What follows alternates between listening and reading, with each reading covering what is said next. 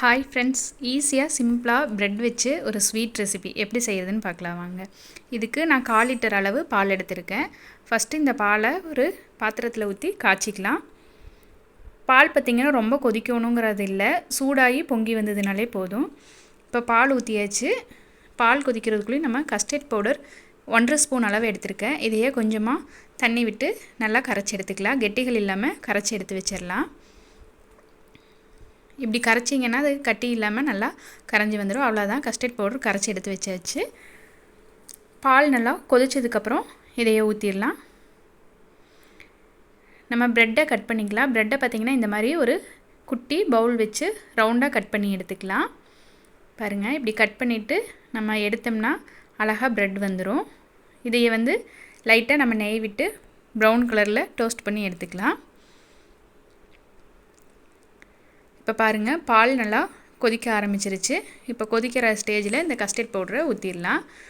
நான் பால் ஆடை மேலேயே ஊற்றிட்டேன். நீங்கள் பால் ஆடையை லைட்டாக நகர்த்தி விட்டுட்டு ஊற்றிக்கிங்க. பால் ஆடை மேலே ஊற்றினாலும் அது கொஞ்சம் கெட்டியாக பார்க்குறக்கு அழகாக தான் இருக்கும். 2 ஸ்பூன் அளவு சர்க்கரை போட்டுக்கலாம். சர்க்கரை போட்டு நல்லா ஒரு 2 நிமிஷம் கலந்து விட்டுருங்க. கஸ்டர்ட் பவுடர் நம்ம போட்டிருக்கறனால பால் பார்த்திங்கன்னா கொஞ்சம் கெட்டியாயிரும். இப்போ பாலை இறக்கி வச்சிடலாம். இறக்கி வச்சுட்டு கடாய் அடுப்பில் வச்சுக்கலாம். கடாய் அடுப்பில் வச்சு கொஞ்சம் கொஞ்சமாக நெய் சேர்த்துக்கலாம். நெய் சேர்த்து ப்ரெட்டை ஒவ்வொன்றா டோஸ்ட் பண்ணி எடுத்துக்கலாம். ப்ரௌன் கலர் ஆகிற வரையும் ரோஸ்ட் பண்ணி எடுத்துக்குங்க. இப்போ 2 சைடும் ப்ரௌன் கலர் ஆயிடுச்சு.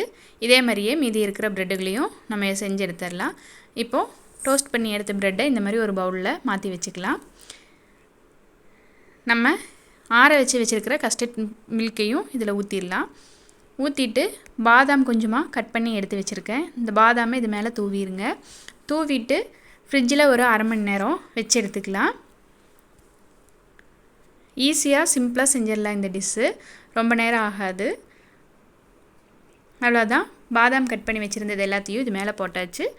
அரை மணி நேரம் ஃப்ரிட்ஜில் வச்சு எடுத்துக்கலாம். பாருங்கள், சூப்பரான ஸ்வீட் ரெடி ஆயிடுச்சு. வீடியோ பிடிச்சி லைக் பண்ணுங்கள், சேனலை சப்ஸ்கிரைப் பண்ணுங்கள். இதேமாதிரி நீங்களும் ட்ரை பண்ணி பாருங்கள்.